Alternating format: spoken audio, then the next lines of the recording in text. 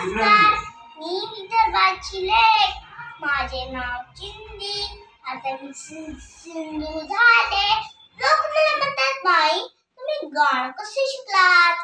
अरे बाबा, गाणं गायले तेव्हा खाणं मिळे, भाषण दिले तेव्हा राशन मिळे. फुलांच्या पायघडीवर चालताना काटे बोचले तर सण करायला शिका, कारण की काट्यांना फक्त वेदना कळत नसतात.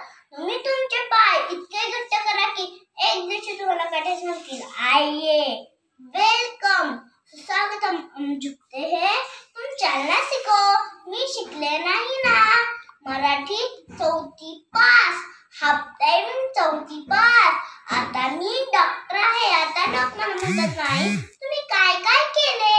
गरीबाची माय मी, अनाथाची आय मी, दिनदुबळ्याची सावली मी, कलियुगातील देवी मी.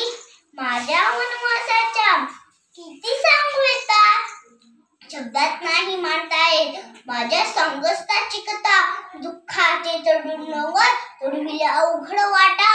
अनवाणी चालताना मला इथला खोलवर काटा.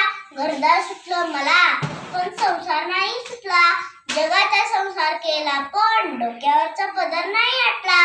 चूल आणि मूल या पलीकडे उभा दिसला माझा संसार. आज कोणी नाही येणार. हजारो मुलांच्या स्वप्नांना पंख देणारी आई मी.